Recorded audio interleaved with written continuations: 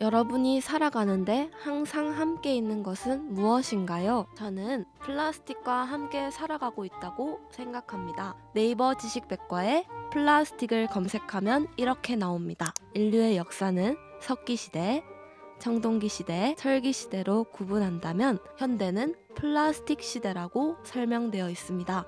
곧 플라스틱 없이는 현대 문명이 발전할 수 없었다는 것입니다. 플라스틱이 우리 인류에게 엄청난 발전과 편리성을 가져다 주었지만 플라스틱이 썩지 않아서 환경에 악영향을 미치고 있습니다. 과연 플라스틱의 어떤 부분이 인류의 발전에 기여했고 플라스틱의 어떤 부분이 저희 인류의 문제가 되고 있는지 함께 알아볼까요? 플라스틱의 정의. 플라스틱은 성형하기 쉽고 모양을 만들기 쉬운이라는 뜻의 그리스어 플라스티코스에서 유래된 말입니다. 열과 압력을 가해 자유자재로 모양을 변형시킬 수 있고 또한 이 물체에 압력을 가해도 원래 상태로 돌아가지 않는 신기한 물체입니다.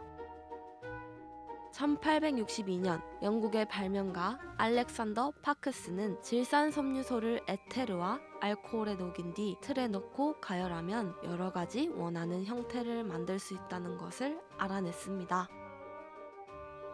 이를 바탕으로 최초의 플라스틱은 지금과 달리 정말 긍정적인 변화를 이끌어 왔습니다. 많은 자연 재료 중에서 코끼리 상아가 인기가 있었습니다. 이 코끼리 상아는 단추, 상자, 피아노 건반 등 다양한 제품에 사용되었습니다. 특히 1800년대 미국에서는 당구의 인기가 높았습니다. 당구공은 코끼리 상아로 만들었는데 코끼리 상아 하나당 당구공 3개 정도가 제작되었습니다. 코끼리 한 마리당 당구공 6개 꼴입니다. 당구공은 16개를 사용하기 때문에 당구대 하나에 코끼리 3마리가 필요하였습니다. 당구공의 인기가 높아지면 높아질수록 당구대는 늘어나고 늘어나는 수요에 비해 코끼리 수가 줄어들어 상하 수급이 어려워져 미국의 한 당구공 제조사는 당구공의 재료가 될 새로운 물질을 개발하면 1만 달러를 지급하겠다라는 내용이었습니다. 이 시기의 1만 달러는 현재 한화 기준에서 약 40억 원입니다. 이에 1869년 아마추어 발명가였던 미국의 존 웨슬리 하야트는 면직물과 질산을 이용해 실험을 했습니다. 그는 상황에 따라 모양을 바꿀 수 있는 하얀색 연성 물질을 만들어냈습니다. 이에 상아를 대체할 당구공 재료인 천연수지, 플라스틱 셀룰로이드를 만들었습니다. 셀룰로이드는 열을 가하면 어떠한 모양으로도 만들 수 있었고 열을 식히면 상아처럼 단단하고 탄력 있는 물질이 됐습니다. 하지만 단단했던 것 치고 깨지기 쉬워서 당구공의 재료로는 적합하지 않았습니다. 대신 단추, 만년필, 틀니 등의 소재로 각광받기 시작하였습니다. 과연 셀룰로이드가 발명되고 나서 인류에게는 어떠한 변화를 가져왔는지 한번 알아보겠습니다. 필름, 셀룰로이드의 발명은 그야말로 인류에게 있어서 큰 변화를 가져옵니다. 대표적으로는 영화 필름 발전에 중요한 역할을 하게 됩니다. 최초의 영화 필름은 종이로 제작되었습니다. 필름의 기원은 셀룰로이드로 가연성 플라스틱을 만들어낸 후 빛의 정도에 따라 다른 모양을 만들어낼 수 있는 화학 물질을 바른 것입니다. 셀룰로이드는 할리우드 영화 열풍에도 크게 기여했습니다. 베이클라이트, 베이클라이트의 기원은 1907년 벨기에 태생의 미국인 리오 베이클랜드가 베이클라이트를 발명하면서 탄생하였습니다.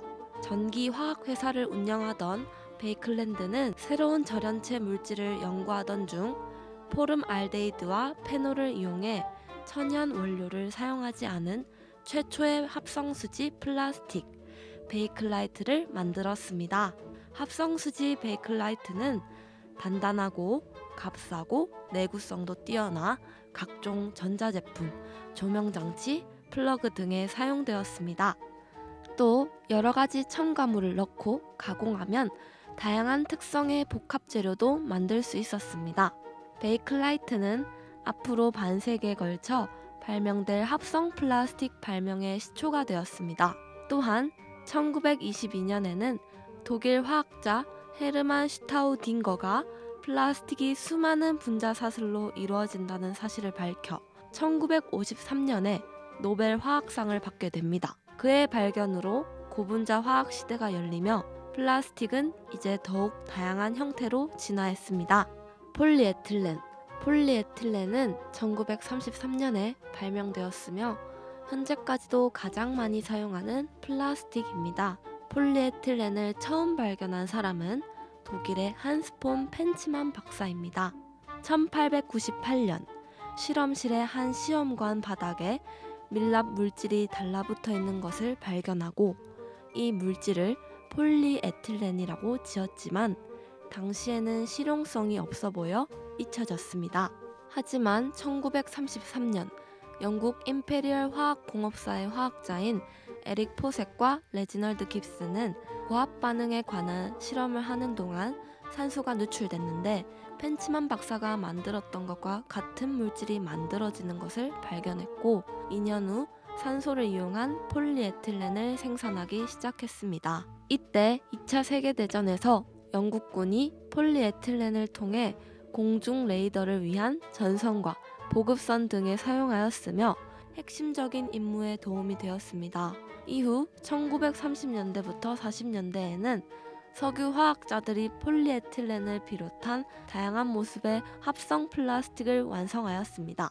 나일론은 1935년에 미국 듀퐁사의 윌리스 캐러더스가 개발하였습니다. 나일론은 거미줄보다 가늘고 가볍고 강철보다 질긴 기적의 실이라고 불렸습니다. 인공 실크인 나일론은 전쟁에서 낙하산, 로프, 방탄복 등으로 사용되었습니다.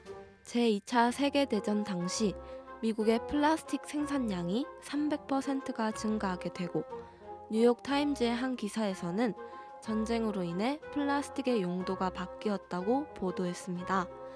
또한 1937년 미국 듀퐁사는 나일론 스타킹을 만들어 첫 판매 당일 미국 전역에서 400만 켤레의 판매고를 올리게 되었습니다.